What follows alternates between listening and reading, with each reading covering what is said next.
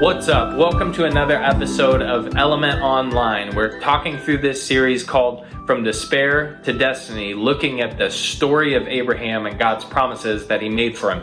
Today, we're looking at generosity versus selfishness in a phrase that embodies all the selfishness in the world, and it's this: what's in it for me? What's in it for me? So, I want to tell you this story about Abraham and how his nephew Lot kind of hangs him out to dry, but I want to just bring something to your mind real quick, something that we all miss, I think, and that's school lunches. Now, listen to me. I know you have lunches that you don't like, and I know you have lunches that you would fight for, but you have got nothing on the bartering skills that I used to employ when I was walking into a cafeteria, okay? Wall Street had nothing on me getting more taquitos. You know what I'm saying? Like, I would sit down and I would look around looking for people who didn't look hungry or looked like they, weren't going to eat their food, or they had pushed the brownie too far off their plate that you knew that that was something that you might be able to work for. And so I'd start trading. I'd say, hey, 2 breadsticks over here for one slice of pizza, get this lady a brownie over here, her brownie for your breadsticks, taquitos right over here, 2 taquitos on this tray, tater tots, you want some tater tots? He's got tater tots, you guys switch, I get the brownie, and then close the trade ends, ending of the day of trading, right? And I look at my tray, and I've got a full tray. I'm like taquitos stacked on pizza, stacked on brownies, stacked on everybody's chocolate milk that they didn't want, and everybody else's trays are looking a little empty. But I ate good that day. Here's my point. It's pretty selfish. My only attitude going into that was, what's in it for me? I wasn't worried about other people eating lunch.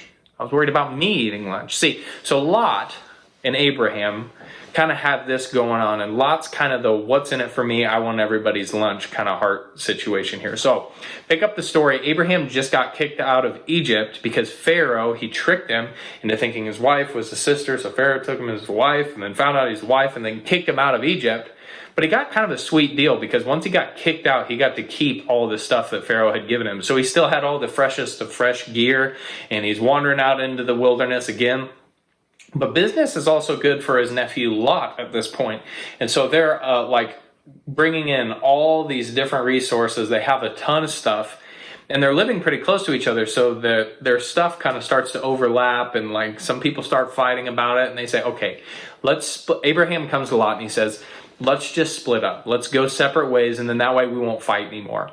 And I'm going to kind of be generous. I'm going to let you choose which way you go. So in front of them was a lush land of gardens and rivers and water and a desert. And he goes, hey, you choose left, I'll go right. You go that way, I'll go this way, Lot. So Abraham's being generous to his nephew. And his nephew has a what's in it for me, I'm going to take everything, take advantage of you kind of situation. And he goes, yeah, I'll take the valley, all the resources, all the water, all the other thing, leaving Abraham high and dry.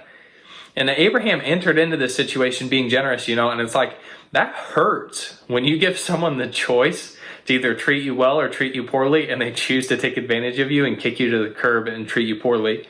And God must have known that he needed some encouragement, because he comes to Abraham and says, remember all the promises I made to you, that all of this will be yours, and generations upon generations will remember your faithfulness.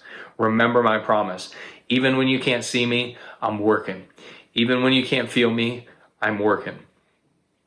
So, what we have to remember in this season is that generosity is always the better road to take, even when you can't see it at the time. Why? Because the what's in it for me attitude leads to demise, and we'll get to that. Lot made some really stupid decisions, and Abraham has to bail him out, and we'll get to that later. But let's talk about this what's in it for me heart attitude. And maybe you're stuck in that right now. It's hard to be generous when you're stuck in your house, and you get more selfish and more focused on you.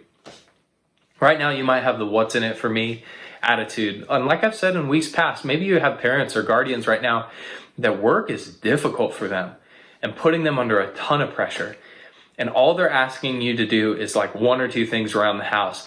But here's your first response to them. How much will I get paid? Do I get more screen time if I do that? What's in it for me is basically what you're saying. Not a heart of generosity, a heart of what's in it for me, of selfishness. Or maybe let's say, hey, this is very real right now. Let's say your teacher is trying to create a classroom environment with your classmates right now virtually. But your heart attitude is, I already have an A in that class. Why would I even show up? What's in it for me? Nothing. I'm out. I'm too cool for that. Completely forgetting that you could be a part of the solution of creating a good classroom atmosphere and also possibly helping some of your classmates that are struggling. Because here's your teacher trying to help these kids who need this content to move forward in their education, but you're going, what's in it for me? Nothing. I'm out. Or maybe you're in the situation where you're watching these videos that we're posting, but when it comes to actually Zooming with your group in the evenings at 7 p.m., you say, man, I don't even know those people that well anyways. Xbox is more fun. What's in it for me? Nothing.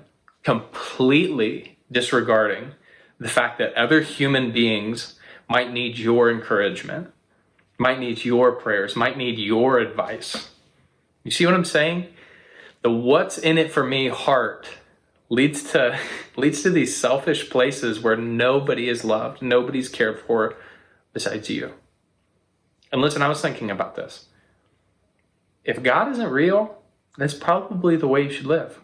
Like, you should consume it all. You should lie, you should cheat, you should steal. Because why? At the end of the day, all you get is all you get, and you die. And that's it. But if Jesus is who he says he is, and you say that you're following him, that's completely different for you. Why? Because we know that Jesus came and laid his life low, came from heaven down to earth to help us. Now, when you get helped by someone, when someone helps you, you're more apt to help them back, right? You're more apt to give them a hand when they need it. And that's the whole idea with Jesus and us following him and why we would love people. It's because he loved us first.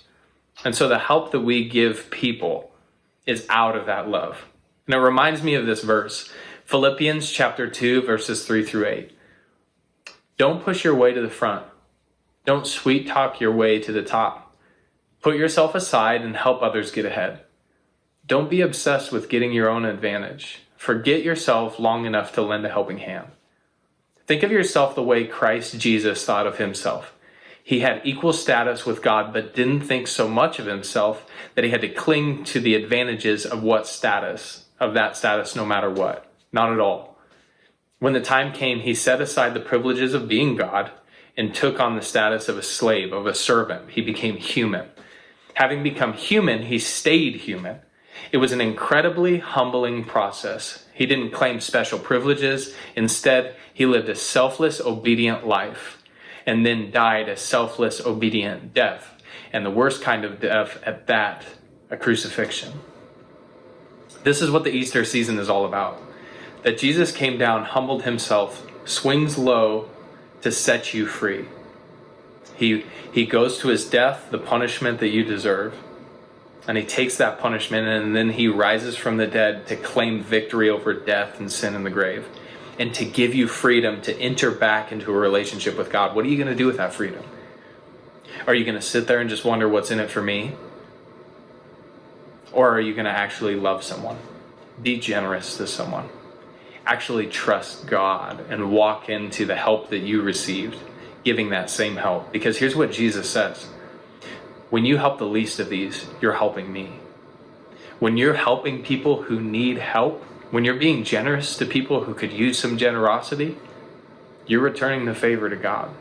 And that's a beautiful, beautiful relationship that's not one way and selfish, but it's built on generosity. So here's my question for you this week. Where is one area in your life that you could turn the what's in it for me selfishness on its head and actually help someone? I hope you have a good night in your groups. See you next week. Happy Easter.